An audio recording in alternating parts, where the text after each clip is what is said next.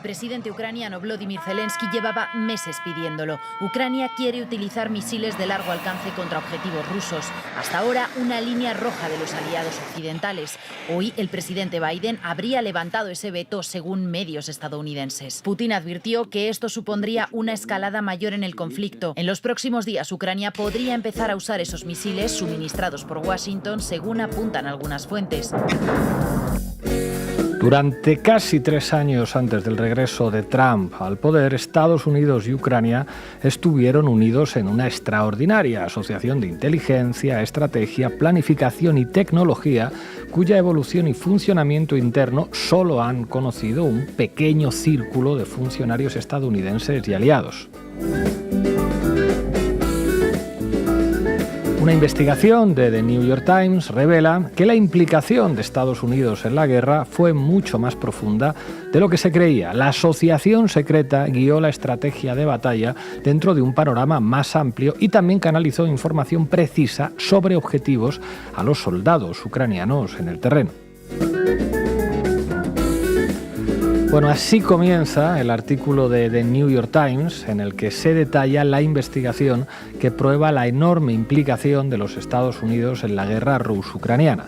El enclave militar fundamental para las operaciones de apoyo estadounidense al ejército ucraniano fue la base estadounidense en Wiesbaden, Alemania, que proporcionaba al ejército de Ucrania las coordenadas de las fuerzas rusas. Casi nada. ¿Se imaginan que Rusia hubiera atacado la base de Estados Unidos en Alemania como represalia? ¿Habría sido ese el inicio de la Tercera Guerra Mundial? Quizá hemos estado más cerca de la catástrofe de lo que creíamos. Hoy lo analizamos en La Base. Bienvenidas y bienvenidos. La Base, con Pablo Iglesias, Irene Zugasti, Manu Levín e Ina Afinogénova. Bueno, hoy en La Base analizamos una investigación de The New York Times que viene a decir básicamente que la guerra ruso-ucraniana ha sido en realidad una guerra proxy de los Estados Unidos contra Rusia. Irene Zugasti, ¿qué nos traes? Pues precisamente vamos a desgranar un poco los puntos principales de esa investigación del New York Times, porque Pablo, a veces lo de proxy se queda hasta corto. ¿Qué dice la prensa? ¿Qué tal, Pablo? Hemos analizado aquí en muchos programas ejemplos siniestros de propaganda de guerra, pero hay una que es especialmente siniestra, que es la que va dirigida a niños y niñas. Vamos a repasar algunos ejemplos. ¿Dónde volamos, comandante Afinogénova? Pues les traigo otro reportaje que ha generado bastante revuelo en Rusia y Ucrania por el medio en el que ha salido, un medio bastante halcón, diría yo, el medio que apostó por la victoria bélica ucraniana y que ahora viene a decir en un reportaje larguísimo que hay que acabar la guerra, que la moral en Ucrania está muy baja, basado en decenas de entrevistas. Vaya. Hoy contaremos además con Naya Sanzo de Geopolítica. Arrancamos, Xavi. La Base de datos. Informa Irene Zugasti. Todo tuyo, Zugasti. Este pasado sábado, el 29 de marzo, el New York Times publicaba una extensísima investigación sobre la trastienda de los últimos 3 años de guerra en Ucrania y la titulaba The Partnership, que se podría traducir más o menos como la asociación militar secreta de Estados Unidos con Ucrania, sería el titular completo. La entradilla que presenta la pieza ya es prometedora. Esta investigación del New York Times revela que la implicación de Estados Unidos en la guerra de Ucrania fue mucho más profunda de lo que se creía. Para sorpresa de nadie, en realidad, ¿verdad? Porque a estas alturas ¿hay alguien que niegue todavía que lo que se ha disputado en Ucrania es una guerra próxima? Pues eso mismo, Pablo, que nadie con un poco de conocimiento sobre el conflicto, la región y los modos de actuar históricos de Estados Unidos debería echarse las manos a la cabeza con esta revelación del New York Times, que básicamente prueba que esa implicación en Estados Unidos ha sido absoluta y a unos niveles de injerencismo extremo. Básicamente era su guerra. Esta asociación de inteligencia, estrategia, planificación y tecnología era el arma secreta de la administración Biden, según New York Times. Y la verdad que el nivel de detalle sorprende. Es casi como un teatro de marionetas donde los ucranianos, pues poco menos que ponían el escenario, su país y la carne, sus muertos.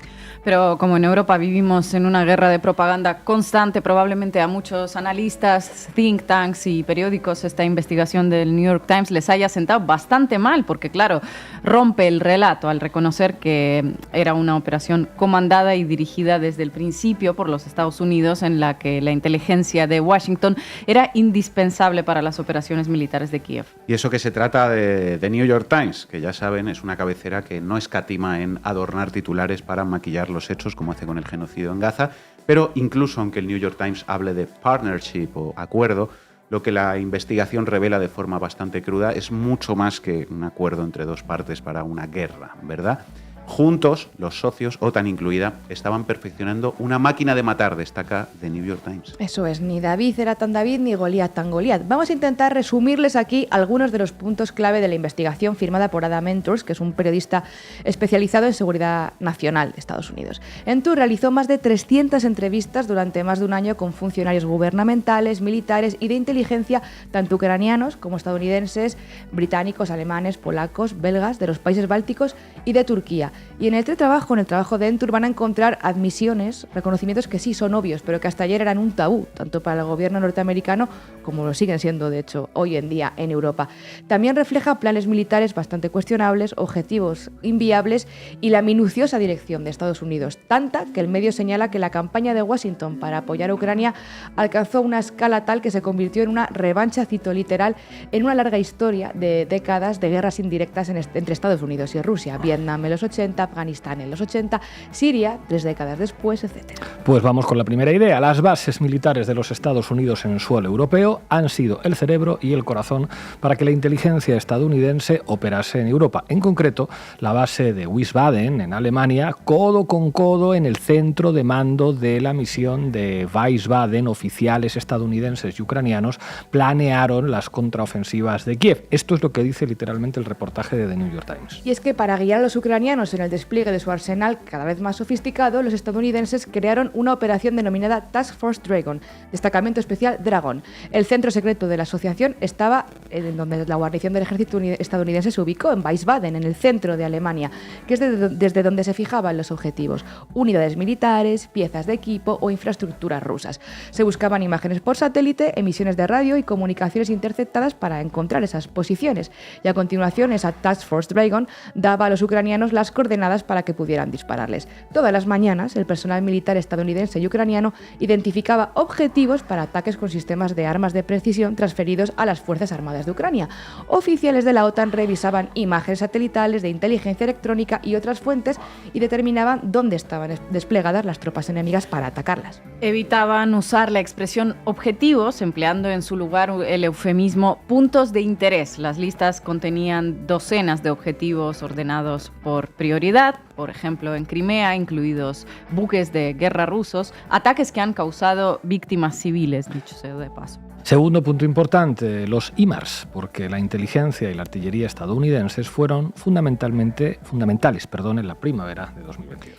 El gobierno de Joe Biden, si recuerdan, accedió a enviar sistemas de cohetes de artillería de alta movilidad, los HIMARS, guiados por satélite y que pueden atacar a una distancia de hasta 80 kilómetros. Esta Task Force Dragon examinó y supervisó prácticamente todos los ataques que elevaron vertiginosamente el número de bajas rusas al principio de la invasión. Tercer elemento clave, el gobierno de Biden siguió moviendo sus líneas rojas durante estos 3 años. El gobierno de Estados Unidos autorizó repetidamente operaciones clandestinas que previamente se había autoprohibido. Se enviaron asesores militares estadounidenses a Kiev y posteriormente se les permitió incluso acercarse a los combates. Y aunque el New York Times intenta colocarle toda la responsabilidad a Ucrania, la asistencia, entre comillas, de Estados Unidos les hizo desarrollar una tolerancia al riesgo, seguimos con los eufemismos, cada vez mayor. Los expertos en la materia, como se llamó a los asesores militares estadounidenses, sí que pusieron boots on the floor, botas en el terreno, concretamente en Kiev. Primero una docena, luego fueron 30 y al final, como decía Pablo, terminaron desplazándose hasta los puestos de mando ucranianos más cercanos a las zonas de combate. Ya ven, desdibujando las líneas hasta no saberse quién apuntaba y quién disparaba. En 2022 se autorizó a la Marina de Estados Unidos a compartir información sobre objetivos contra buques de guerra. A finales de ese año se autorizó a la CIA a operar en aguas de Crimea y finalmente se guió a drones ucranianos a atacar los buques rusos en Sebastopol. Denle por un momento la vuelta. Imaginen que en una guerra, por ejemplo, Estados Unidos-México, los estadounidenses descubriesen que los rusos eran quienes les decían a los mexicanos qué objetivos tenían que atacar, quienes les daban la munición y quienes poco más que les apretaban ellos mismos el gatillo. ¿Qué harían los Estados Unidos? La primavera de 2024 se saltó esa vieja política de la CIA que prohibía proporcionar información de inteligencia sobre objetivos en suelo ruso para atacar un depósito de municiones en Toropets, a 460 kilómetros al norte de la frontera ucraniana. Finalmente recibieron luz verde para permitir ataques puntuales en el interior de la propia Rusia, se señala en el informe. Y un último y fundamental elemento de este reportaje, el que refleja las tensiones entre ambas partes, ucranianos y estadounidenses, ¿verdad? Eso es, porque a lo largo de la pieza se desvelan los desacuerdos políticos y militares y se establecen dos papeles muy claros. Estados Unidos queda como el paternal consejero y Ucrania es una especie de chiquillo incontenible, sobre todo en un escenario que fue clave, la llamada contraofensiva. Este párrafo textual ilustra lo que les contamos. Los ucranianos a veces veían a los estadounidenses como autoritarios y controladores, el prototipo del estadounidense condescendiente. Ellos a veces no entendían por qué los ucranianos no aceptaban simplemente un buen consejo. Mientras que los estadounidenses se centraban en objetivos mesurados y alcanzables, veían a los ucranianos como si siempre ansiaran a la gran victoria, el premio brillante. Los ucranianos, por su parte, a menudo veían a los estadounidenses como si los frenaran. Los ucranianos aspiraban a ganar la guerra por completo. Aunque compartían esa esperanza, los estadounidenses querían asegurarse de que los ucranianos no la perdieran. ¡Wow! Según este reportaje, el jefe de las Fuerzas Armadas ucranianas, el general Saluzhny, que tampoco es que salga muy bien parado, discrepaba con el coronel general, con Alexander Sirski, especialmente en lo relativo al frente de Bakhmut.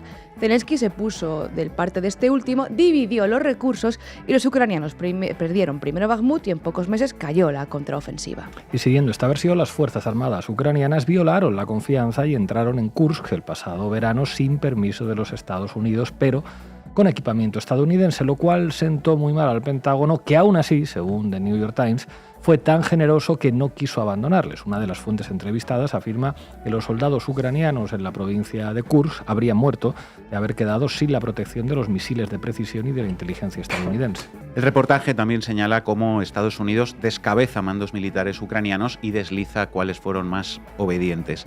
Según el reportaje, el comandante del ejército de Estados Unidos, el general Christopher G. Cavoli, exigió a Saluzhny que involucrara a sus jóvenes de 18 años. Y una última idea que desliza The New York Times y que en Europa todavía no han comprendido, o no quieren, o no les interesa comprender: no hay victoria que merezca la pena pelear para Ucrania.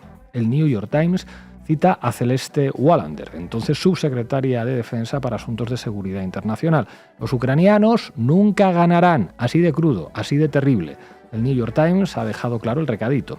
Bien, ahora cabe preguntarnos, primero, si con esta información en la mano, que el New York Times ha elegido publicar justo ahora, en medio de las negociaciones Trump-Putin, ¿es correcto decir que esto es una guerra por poderes o proxy, o incluso nos estamos quedando cortas? Porque en Ucrania había ya una guerra civil desde 2014, pero la escalada de 2022 y esta alianza no se trata de ayuda indirecta, son asesores situados en zonas de combate, informaciones confidenciales de inteligencia al servicio de otro ejército, munición a demanda, demasiado proxy, ¿no?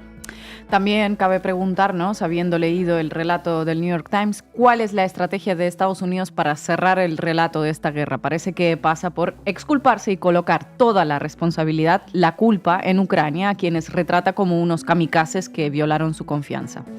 Las reacciones internacionales a esta bomba informativa van desde la sorpresa, ¿quién se podía imaginar, verdad, que Estados Unidos estuviera detrás de todo esto?, a todo lo contrario, la constatación tardía de los hechos que conduce más que nunca a unas negociaciones inevitables. Pero también hay quien se aferra a una idea tramposa, y es la siguiente, que si las cosas se hubieran hecho de otra manera, es decir, si Ucrania hubiera sido menos terca, si no se hubiera fallado en la contraofensiva, si no se hubiera entrado a lo loco en Kursk, pues quizá se podría haber ganado. Pero si uno lee este trabajo desapasionadamente, lo que significa es en realidad todo lo contrario.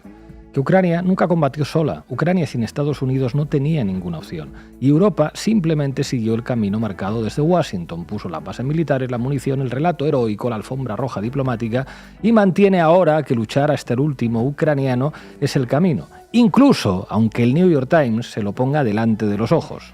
Y recordemos que, como dice Arnaud Bertrand, el periodista, al final de cada guerra estadounidense siempre aparece un artículo del New York Times que dice: ¡ay, en realidad os hemos estado mintiendo todo este tiempo!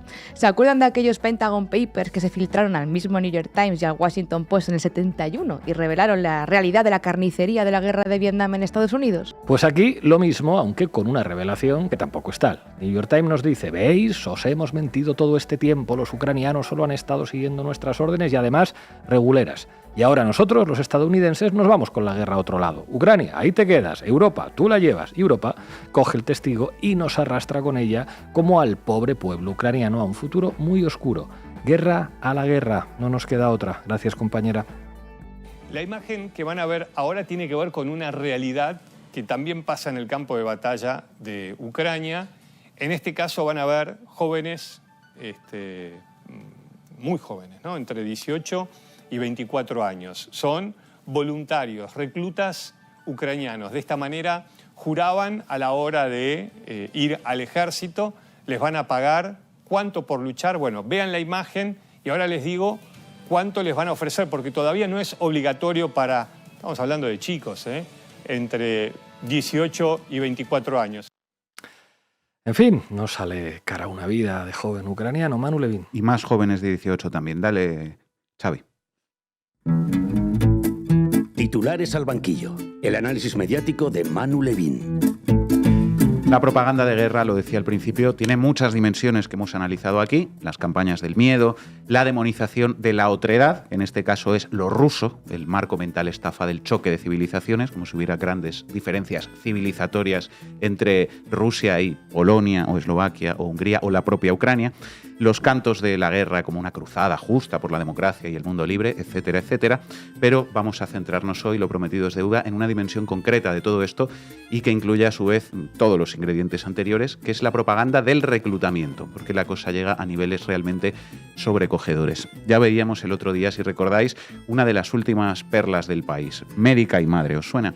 Una médica de combate canadiense en Ucrania. Miré a mis hijos y pensé que tenía que hacer algo. April Haggett cambió su vida de ama de casa en Canadá por las trincheras de Ucrania para defender la democracia y la libertad frente al afán expansionista de Rusia.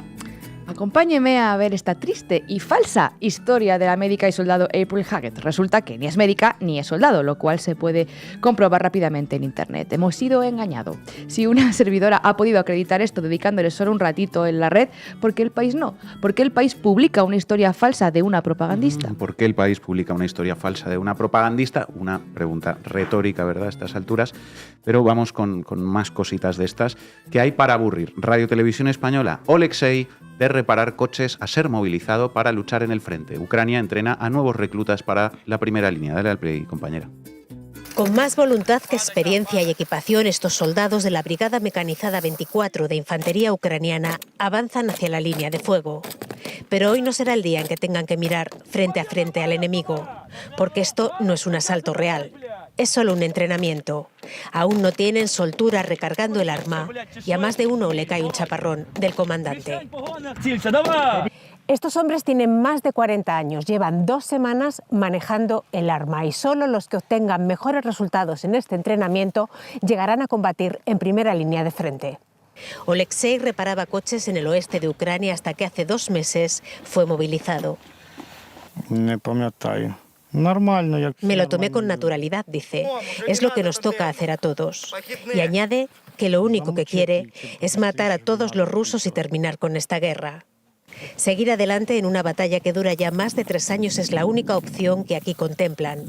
Riad está a 4.000 kilómetros en el mapa y aún más lejos de su realidad. No creo en las negociaciones, no creo en esta tregua. Proteger a nuestro país es lo único que podemos hacer, declara Natalia, 50 años, voluntaria llegada de Sumy y madre de 3 hijos. Aquí solo piden armas y munición.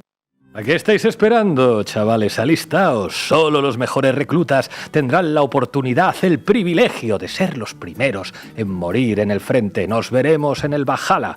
Los repetidores, que no se preocupen, podrán morir un poquito más adelante. Y no lo llaméis a aprender a sujetar un fusil viejo que no sabes manejar para engrosar las cifras de miles y miles de víctimas, que eso suena muy feo. Mejor llámalo salto tecnológico, como diría Pedro Sánchez. Lo único que quiere Alexei es matar a todos los rusos para terminar la guerra. Matar a todos los rusos, un objetivo tan noble como realista, sin duda. Seguro que esa es la manera como se termina una guerra. Seguir adelante en la batalla es la única opción que aquí contemplan. Aquí solo piden armas y munición. No creo en las negociaciones ni en la tregua. La televisión pública española, desechando toda negociación y planteando como la única opción posible y deseable, seguir adelante en la batalla con más armas y más munición y matar a todos los rusos. Pero esta gente que se fuma. Es una cosa tremenda. No creo en las negociaciones ni en la tregua. La única opción es seguir adelante en la batalla, dice una de las entrevistadas, que, a ver, podría ser el testimonio de una persona, ¿no? ¿Por qué no? Aunque ya sería manipular el hecho de elegir justamente ese testimonio porque no representa la posición de la inmensa mayoría de los ucranianos que, según todas las encuestas, quieren terminar la guerra. Pero es que ni siquiera se queda ahí la cosa, porque Televisión Española pone en pantalla un rótulo de su propia cosecha que dice: la mayoría prefiere combatir, lo cual sencillamente es falso. Mentir en un reportaje en la televisión pública para defender que sigan siendo masacrados miles y miles y miles de jóvenes. ¡Qué guay es morir en una guerra! ¿Para qué negociar nada si puedes ir a una trinchera a pegarte tiros con jóvenes que visten el uniforme de otro color? Eso es muchísimo mejor. La paz es de débiles y además es de feos. Ir al frente es lo que hacen las personas más guapas y sofisticadas, las Misses, por ejemplo, ¿no? Vaya que sí. Miss Ucrania se une al ejército para defender a su país de la invasión rusa. Su post en las redes sociales, convertida en una miliciana de las tropas ucranianas, está dando la vuelta a la red. Anastasia Alena, en la foto que ha compartido en sus redes, nos contaba el diario El Mundo en los primeros compases de la guerra, ya por 2022. Un poco, ¿no, Manu? Como aquella portada de la revista Vogue, en la que se veía a un grupo de radiantes, sonrientes y guapísimos adolescentes ucranianos con uniforme de camuflaje. Qué cool, ¿eh? Qué trendy es la guerra. Algún día no muy lejano se hará una exposición quizá con todos estos esperpentos macabros como ejemplos paradigmáticos de la propaganda que llevó al pueblo ucraniano a la muerte y a Europa al desastre. Pero, lo decía al principio, si hay una faceta concreta de toda esta propaganda que es especialmente atroz e inmoral, es la que consiste en mensajes dirigidos a niños, que ya se veía un poco, ¿no?, en esto de Vogue. Propaganda dirigida a obtener niños soldado. The Guardian: los soldados adolescentes de Ucrania, los cadetes que tienen el futuro del país en sus manos. En un internado de Kiev, los cadetes se entrenan para convertirse en los soldados más jóvenes de Ucrania y ayudar a defender su país de la devastadora invasión rusa. ¿Recuerdan aquellas típicas campañas publicitarias de ONGs que mostraban una foto de un niño de algún país del centro o el sur de África vestido de militar mirando a cámara con ojos tiernos y, bueno, mandaban mensajes sobre la tragedia de los niños soldados? Bueno, pues olvídenlas todas. Ser niño soldado está de maravilla. Representa todos los valores positivos: patriotismo, lealtad, valentía. Una maravilla. Una maravilla. Uno de los reclutas es Jeffren, de 16 años, cuyo sueño de infancia era unirse a esta escuela. Su abuelo, un general condecorado, dio el ejemplo. Generaciones de la familia han servido como artilleros, submarinistas y oficiales de inteligencia, pero Jeffren quiere convertirse en piloto de combate. Es un trabajo muy necesario ahora mismo, explica. Si Jeffren lo consigue, podría estar entrenando en F-16 holandeses o daneses el año que viene, cumple 17. El ataque ruso ya ha costado la vida a 66 cadetes, todos muertos en combate desde el 24 de febrero de 2022. Ahí nos muestra The Guardian las fotos de los niños muertos, pero Yevhen parece impasible ante las pérdidas. No voy a quedarme sentado viéndolo todo desde casa, insiste. Hay pocas cosas más repugnantes que vender el alistamiento de niños para combatir en el frente como una heroica decisión voluntaria, especialmente cuando hablamos de un país en el que hay reclutamiento forzoso. No voy a quedarme sentado viendo todo desde casa, ya, por supuesto que no, porque si te quedas pronto te iremos a buscar para llevarte a la trinchera a hostias. Si es que además, Pablo, está genial volar por los aires en el frente porque eso inspirará a otros. Kiev Independent, prensa ucraniana, donde, como os podréis imaginar, se alcanzan las máximas cotas de este tipo de propaganda. Los jóvenes ucranianos muertos en la guerra de Rusia inspiran a luchar a otros. Por ejemplo, Irina Chibuk, 25, periodista y educadora en la vida civil. Irina Chibuk se ofreció como médica militar voluntaria durante la invasión rusa a gran escala. Compartió sus ideas patrióticas en redes sociales con decenas de miles de seguidores, convirtiéndose en una voz destacada en la conmemoración de los soldados caídos y en una guía moral para muchos ucranianos. Después de que Chibuk muriera durante una evacuación en el frente en mayo, su hermano publicó su carta póstuma que recibió más de 100.000 me gusta en Instagram, inspirando a muchas personas. Qué suerte tuvo Irina, 25 años, ¿verdad? Ya no está entre nosotros, pero pudo cumplir su sueño de convertirse en una influencer, aunque sea póstuma. 100.000 me gusta en Instagram. ¿Vosotros no queréis 100.000 me gusta en Instagram también, chavales? Pues ya sabéis, a morir. Sed como Irina o como Roman Ratushny, 24 años. Atención a este porque encarna tristemente la historia reciente de Ucrania. A los 16 años, Roman Ratushny estaba entre un gran grupo de estudiantes ucranianos que fueron atacados violentamente y golpeados por la policía antidisturbios ucraniana durante su protesta pacífica en 2013 contra el gobierno pro-Kremlin del presidente Viktor Yanukovych. La indignación pública resultante desencadenó la revolución de Euromaidán. Ratushny, hoy uno de los jóvenes activistas destacados que surgieron allí, luchó contra las construcciones ilegales en un parque de Kiev a pesar de las amenazas de los oligarcas ucranianos antes de presentarse como voluntario para luchar por Ucrania en 2022. Después de su muerte en batalla ese mismo año, la gente quedó galvanizada por sus firmes opiniones de que la paz en Ucrania es imposible mientras los ucranianos toleren cualquier tipo de influencia rusa. Quemen toda la subcultura rusa que llevan dentro, quemen todos los recuerdos de infancia relacionados con lo ruso soviético, quemen sus relaciones con familiares o amigos del otro lado, con cualquiera que sea portador de la subcultura rusa. De lo contrario, les consumirá. Quemen todo lo que tenga que ver con Rusia, en un país, Ucrania, en el que 1/3 de la población tiene el ruso como lengua materna y en el que casi la mitad habla el ruso en casa, es decir, tanto o más que el ucraniano, según los propios estudios del Instituto Internacional de Sociología de Kiev. Un objetivo tan noble como realista, una vez más, Manu, como el de matar a todos los rusos para terminar la guerra. Quemen sus relaciones con familiares o amigos del otro lado, con cualquiera que sea portador de la subcultura rusa. Portador, como si fuera una enfermedad. El etnonacionalismo hitleriano que se está criando aquí va a durar generaciones. Cuando en realidad son todos eslavos, el choque de civilizaciones. En fin, vamos a acabar con dos últimos ejemplos de este tipo de propaganda ucraniana. A ver, si eres un niño y te alistas, ¿qué te ofrecen a cambio? Estatus, reconocimiento, dinero, chicas, algo de amor y algo de cariño. Dale al play, Rocío. Скільки має заробляти хлопець, щоб ви були з ним разом? На місяць? Можна на місяць, можна на рік. Ну, я думаю, десь 500 тисяч на рік. Ну, я просто працюю, він повинен працювати. Разом це може виходити 1-2 мільйони гривень на рік. Так ви? Я думаю, в місяць десь 100-150 тисяч гривень. Мені здається, це вистачить на проживання в Києві, щоб знімати там квартиру, ходити по ресторанчикам. Ну і, в принципі, я ще заробляю, тому десь така сума. Ну, 100-150, в принципі, добре, але, думаю, 200 було б ще краще, тому так. Якщо ти, як і я, ставиш собі питання, а де ж заробити такі величезні гроші, відповідь є.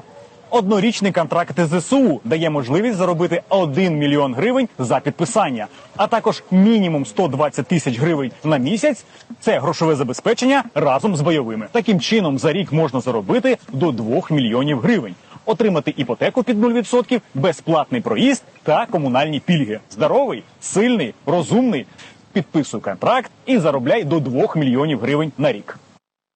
¿Cuánto debería ganar un chico para que estés con él?, le pregunta el propagandista del Ministerio de Defensa de Zelensky a un grupo de chicas ucranianas que responden con una serie de cifras. ¿Sabes dónde puedes ganar ese dinero para gustarle a una de esas chicas, estúpido incel? Hay una respuesta, un contrato con las Fuerzas Armadas por 1 año. Después ya, si sigues vivo, lo vamos viendo. $24.000 por firmar el contrato más 2.900 euros al mes. En total, hasta 48.000 euros al año. Hipotecas al 0%, viajes gratis. Esto es lo que dice el protagonista del anuncio, que no sabemos cuánto habrá cobrado. Y lo más importante, el cariño de una de estas chicas. Si te alistas, chaval, te prometemos que te espera sexo y amor. Combatir para ser amado. Es para echarse a llorar. Esperad, compañeros, a esta otra campaña de reclutamiento ucraniana. A ver, ¿qué le gusta a los chavales? El McDonald's, ¿no? Pues toma McDonald's. Esto es completamente real. Dale al play, Rocío. Скільки чізбургерів можна купити за 1 мільйон гривень? Так, це точно TikTok Міністерства оборони. І так, це дуже важливе питання. Пішли і все дізнаємось. Один чізбургер коштує 64 гривні. За 1 мільйон гривень можна купити 15 625 чізбургерів. Я не пропоную вам купити на 1 мільйон гривень чізбургерів. Я пропоную вам дещо інше – заробити 1 мільйон гривень. Тобі від 18 до 24 років ти хочеш захищати Україну і стати до лав Збройних сил України? Все просто. Залітай на сайт 1824 Army.gov.ua, підписуй контракт і забирай свій мільйон. Витратити можеш на чізбургери, на квартиру, на все, що завгодно. Сайт бачив, умови знаєш, чекаємо на тебе. Шкода, що мені не 18.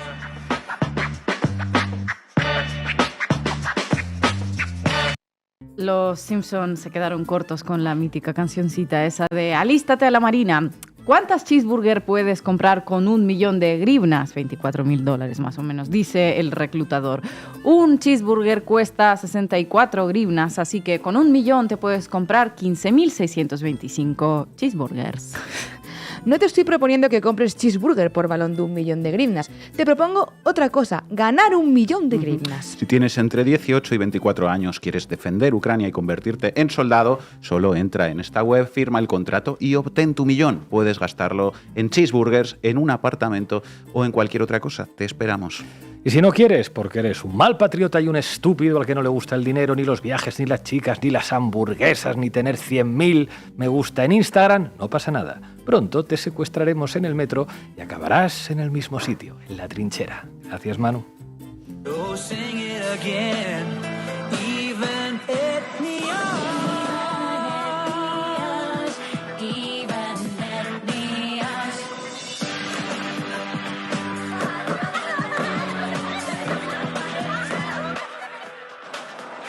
Extraño en este vídeo. De que ninguna de esas chicas tiene 3 hijos puedes estar segura. No, es otra cosa. Todo tuyo, Ina. Vamos, José. ¿A qué me invitan? El análisis internacional de Ina Afinogénova. Hace 3 años decir que la guerra en Ucrania era una guerra proxy sostenida por la maquinaria bélica de la OTAN con el objetivo de desgastar a Rusia te colocaba en el Olimpo de idiotas útiles del Kremlin, propagandistas a sueldo de Moscú, retransmisores del argumentario de Putin. Al tercer año algo empezó a cambiar. El hartazgo por la guerra, la baja moral por la ausencia de victorias bélicas ucranianas y toda una serie de escándalos de corrupción en las filas del ejército ucraniano hicieron que algunos empezaran a sincerarse un poquito. Boris Johnson lo dijo abiertamente en un programa, algunos medios empezaron a decirlo también, luego llegó el reconocimiento de Marco Rubio y finalmente salió el reportaje de New York Times con sus más de 100 entrevistas que, además de apuntar con el dedito acusador a Ucrania por haber perdido esa guerra, como les contábamos, que luchan por ellos encima, que manda narices, revela lo que la denostada propaganda rusa repetía hasta el hartazgo, que era una guerra bajo la conducción de Estados Unidos en suelo ucraniano, con soldados ucranianos y con muertos ucranianos. Eso es. Ahora, cuando ya lo dijo New York Times, a ver si cierta progresía mediática y política local se atreve a reconocerlo también. Tienen el respaldo en forma de ese artículo de la dama gris del periodismo. Ya no se les va a acusar de transmitir las tesis del Kremlin. O sí, quién sabe. Bueno, lo que les traigo hoy a colación es otro reportaje que, al igual que el de The New York Times, se convirtió en una suerte de hito en la cobertura de la guerra. No se habló tanto de él fuera de Rusia y de Ucrania porque salió originalmente en ruso, causando un importante revuelo tanto en Rusia como en Ucrania. ¿Por qué? Primero porque salió en Medusa, que es el medio opositor al régimen de Putin por excelencia. Desde el inicio de la invasión, el periódico condenó abiertamente la guerra y se alineó con el Estado ucraniano. Esto es importante porque Medusa no es que sea un medio antibelicista o pacifista. No, es un medio que aboga por la victoria de Ucrania, por la paz justa que pinta cada vez un poco más inalcanzable. Sus periodistas tuvieron que salir de Rusia e instalarse en el extranjero para evitar represalias del gobierno de Putin. El medio se ha financiado parcialmente gracias a las donaciones de ONG extranjeras y en Rusia fue declarado además como agente extranjero y entidad non grata. Bueno, esta información es suficiente para hacernos una idea de la línea editorial que tienen respecto a la guerra de Ucrania. Eso es, hace 2 semanas publicaron un reportaje muy largo del periodista de un medio suizo, Shura Burtin, que pasó 2 meses en Ucrania y realizó decenas de entrevistas a soldados, a los de la infantería, a los forzosamente movilizados, reclutados, a los operadores de drones, a los desertores también y también a civiles. Y digo que esta publicación fue un hito porque, al igual que pasa con la del New York Times, ver semejante material publicado en un medio que apostó por la victoria bélica de Ucrania desde el día 1, pues resulta chocante. Cuando los más convencidos de que hay que seguir luchando hasta el final por lo que llaman la paz justa, sacan decenas de folios bajo el título "Muchos ucranianos no quieren ir a luchar, el miedo frente a la guerra se apoderó de todo el país", es que algo está cambiando. Al menos resulta evidente que los relatos heroicos o los que hablan de una victoria que todavía es posible si se esfuerzan un poquito más, si mueren unos cuantos ucranianos más y si se manda un poquito más de armas, pues ya no son sostenibles, al menos en la propia Ucrania. En Ucrania la propaganda bélica, la estábamos viendo hace un momento, se está cayendo por su propio peso. En Europa todavía leemos, pues no sé qué artículos sobre anarquistas en las trincheras defendiendo a la patria en un ejercicio de romantización de la picadora de carne que en 3 años se llevó por delante a centenares de miles de vidas. Un tipo de artículos que en definitiva pues se diferencian bastante poco de los que puede sacar la prensa rusa, que no lo olvidemos, es una prensa controlada y teledirigida en un país en guerra. En fin, propaganda pura y dura. Cuanto más lejos de Pokrovsk, Kupiansk o Kramatorsk, más solemnes salen los publireportajes sobre la gloria bélica, ¿no? Y el heroísmo de morir reventado en una trinchera con una granada lanzada desde un dron. ¿Qué cuentan esos soldados y civiles ucranianos sobre la guerra? ¿Por qué tuvo tanta repercusión en ambos países? Para quien quiere la versión completa, ya está publicada en inglés, incluido en la web de Medusa. Vale la pena aclarar que todos los nombres en el reportaje están cambiados porque nadie quiere que se revele su identidad por miedo a represalias. Después de hablar con todas esas personas, el periodista llega a la conclusión de que los ánimos en Ucrania han cambiado radicalmente en el último año y medio. Los ucranianos en su mayoría no quieren ir al frente, les atemoriza la posibilidad de ser reclutados y muchos intentan esconderse de las patrullas militares. Faltan soldados, los que están en la primera línea llevan meses allí sin poder salir a la retaguardia y la deserción se volvió un hecho cotidiano. Es difícil sacar a los heridos, las oportunidades de sobrevivir son bajísimas y en gran parte ello tiene que ver con los drones que asesinan a la infantería con mucha más eficacia que cualquier otro armamento más antiguo.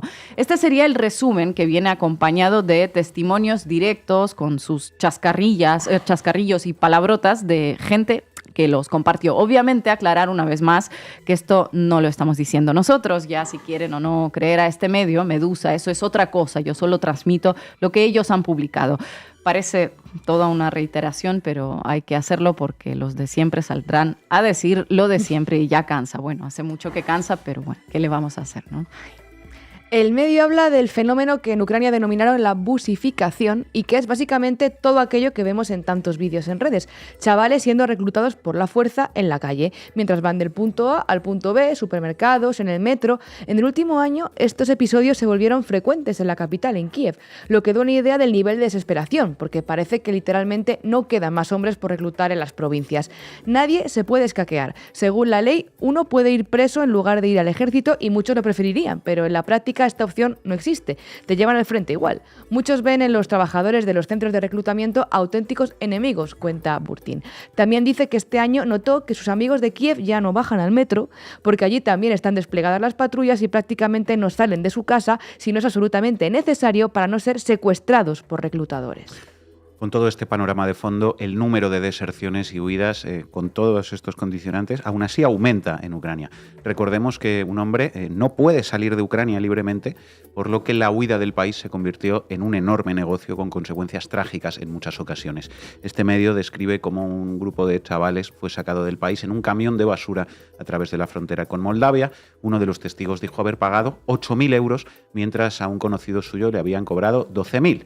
La cadena de intermediarios ha sido más larga y todos intentan quedarse con alguna parte del pastel. ¿Por qué huyen? Porque no creen en la victoria y sobre todo porque no quieren morir, algo que parece bastante lógico por otra parte. Según un médico militar con el que habló el periodista, el número de bajas es altísimo. Durante la fallida contraofensiva ucraniana del verano de 2023, cito textualmente, no quedó un espacio libre de cuerpos muertos, había que caminar sobre cadáveres.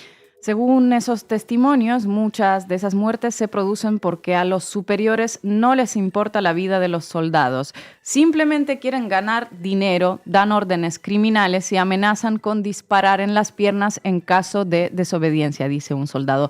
Los casos de corrupción son el pan de cada día, desmotivan y provocan todavía más deserciones. En fin, nada muy distinto a lo que podemos leer en cierta prensa de aquí sobre la situación en el ejército ruso, por otra parte.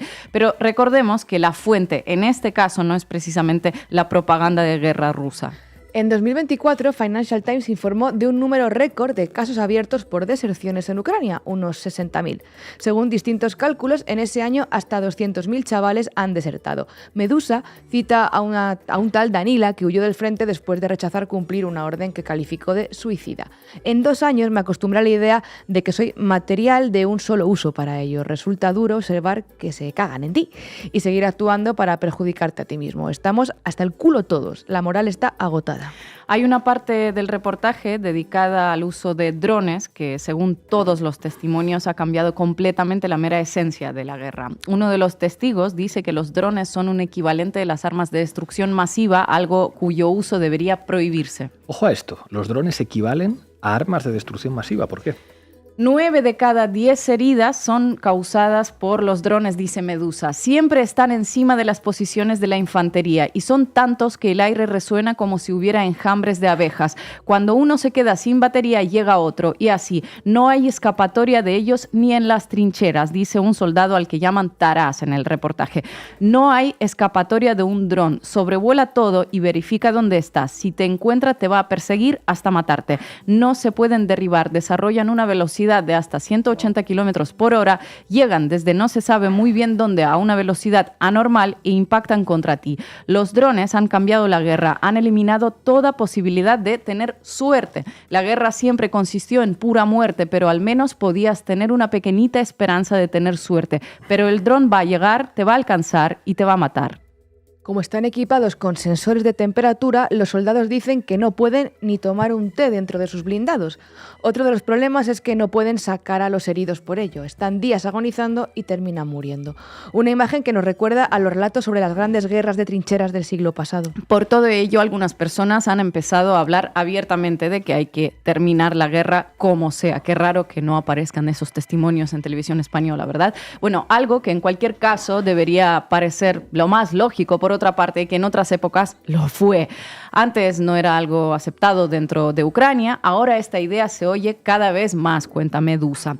Hay un capítulo dedicado especialmente a todos esos personajes que desde la lejanía animan a continuar la guerra, incitados por la propaganda bélica que vende diariamente historias de resistencia, heroísmo y de una lucha del bien contra el mal. Esas mujeres canadienses que lo dejan todo para ir a combatir, esos anarquistas en las trincheras, toda esa épica que poco tiene que ver con el barro, la sangre y los miembros amputados. Un testigo dice a Medusa que nadie quiere ver vídeos en los que drones impactan contra soldados arrancándoles partes del cuerpo y otros drones graban cómo mueren agonizando. No quieren verlo porque esto derriba su visión en la que hay héroes y está todo bonito. No quieren ver tripas, columnas vertebrales y dentaduras reventando. Pero bueno, para los que parecen no saberlo o hacen que no lo saben, ya se lo aclaramos. La guerra es eso, en cualquier frente y para cualquier bando. Pues nada, el reportaje está en inglés y es una lectura muy recomendada, por no decir obligatoria, sobre todo para todos aquellos que jalean la guerra desde la comodidad de España o de Francia, pidiendo no quitarles agencia a los ucranianos, que los ucranianos, según ellos, quieren seguir, quieren más armas y que les baje la edad de reclutamiento. Bueno, aquí podrán encontrar en Medusa decenas de entrevistas con ucranianos. Dadles agencia, por favor. Sospecho que las pasarán por alto, igual que esos vídeos con tripas, dentaduras y columnas vertebrales reventadas para que no distorsionen la propaganda de guerra que nos venden como periodismo. Gracias, compañera. Europa tiene que estar en esa mesa de negociación y, en concreto, Existen misiones de preparación para civiles, para soldados. Estamos preparando a todos los soldados ucranianos. Luego están las sanciones, esto es competencia europea, sanciones contra Rusia. Y en tercer lugar está el proceso para entrar en la Unión Europea. Hoy nos acompaña Naya Sanzo de Geopolíticas. Bienvenida una vez más a Canal Red, compañera. ¿Cómo estás? Buenas tardes. Queremos conocer tu análisis. ¿Qué te parece esta investigación de The New York Times? Que es verdad que señala lo que ya mucha gente sospechaba, que efectivamente la guerra ruso-ucraniana era una guerra que Ucrania libraba por poderes de Estados Unidos, pero que aporta muchísimos datos muy concretos. ¿Qué piensas? Sí, frente a esa romantización de la guerra, esta guerra en la que se mide el valor de la vida en cheeseburgers y en estatus póstumo, ese artículo de The New York Times nos está contando lo que ya sabíamos, pero que tenemos que escuchar siempre de fuentes occidentales para que no sea considerado propaganda rusa.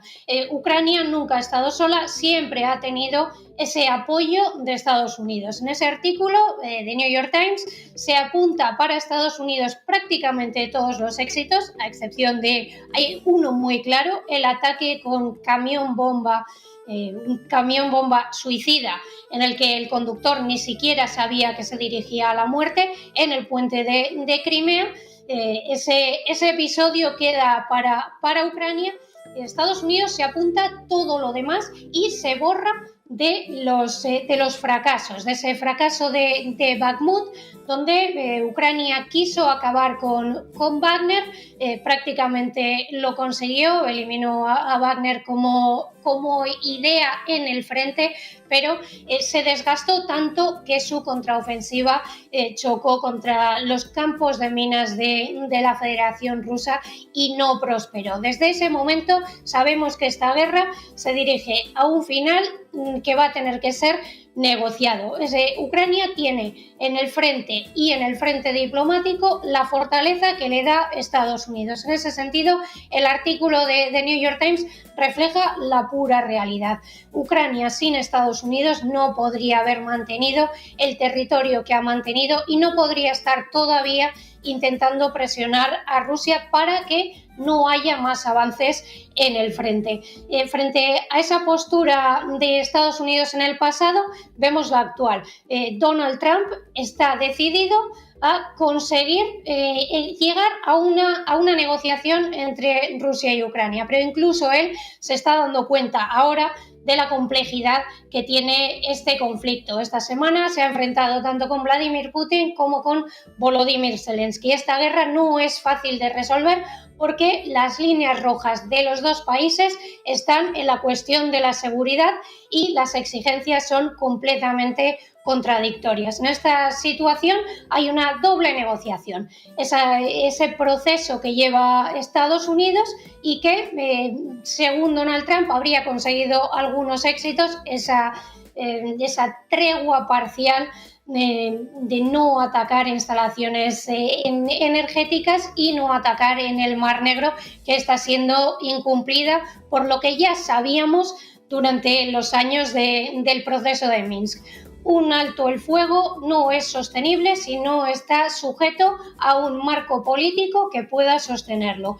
Ese marco político ha de conseguirse por medio de una negociación que incluya a todas las partes y no lo que aspira a hacer la Unión Europea, que es negociar consigo misma, negociar con Keir Starmer y tratar de imponer esos términos que Rusia tiene que aceptar incondicionalmente. Ese punto de vista no es realista.